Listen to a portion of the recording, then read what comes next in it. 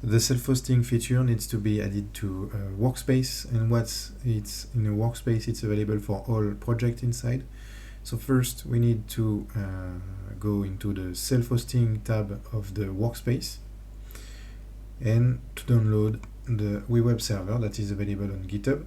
You have some documentation to help you create the server. So you have to create a server and the database.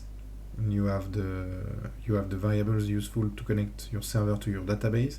It's a Postgre database, so all the documentation is available inside this file. So I've configured my server on AWS with the database, and I need to put the URL here to test if the server is correctly configured. So I will pass the URL in here. This is the URL that I configured for my server. Save. And now I will generate a public key and a private key.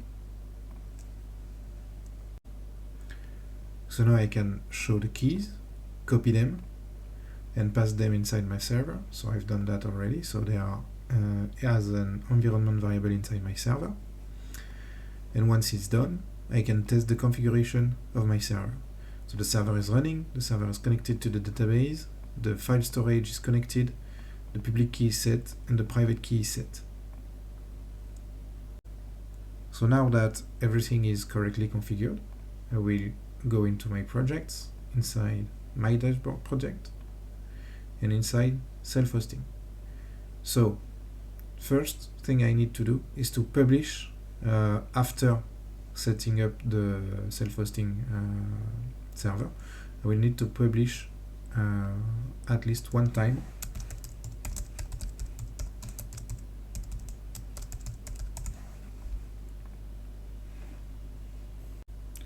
Once the publish is finished, you will see inside the self-hosting tab that there is one file version found inside your Weweb server, but the files associated to these versions are not found yet. So you first need to download the files associated to this version.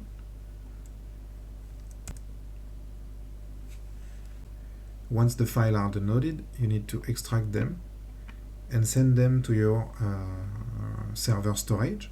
So my server storage is S3. Inside this storage, you will need to respect the value you put inside your file path variable. So mine is inside project ID file version. So inside my server, I created a project folder. Inside this folder, I will create another folder with the project ID. So you can find the project ID inside the URL or in the name of the file you just downloaded.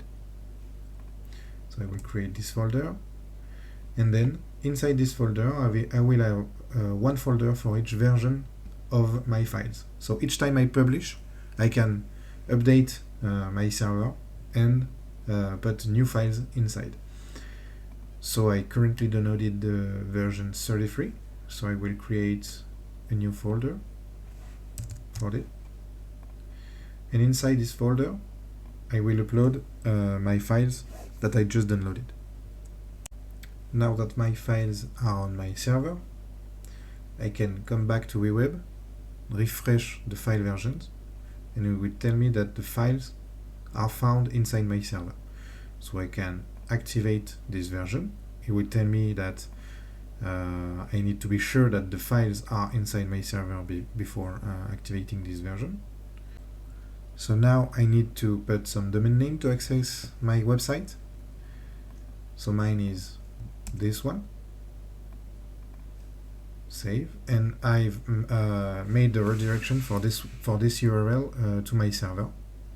So I save this, and now if I go to this URL, I have the server I just published. So this is for the first setup of the self-hosting project. Now each time you want to update the version, So you need to first publish your website.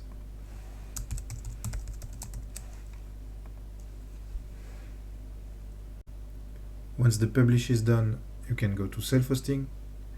You will see that a new version appears there. You download the files. Then you go to your server storage. You create a new folder for the new version. And you put the files inside this server. Once the files are on my server, I can refresh there and activate the new version.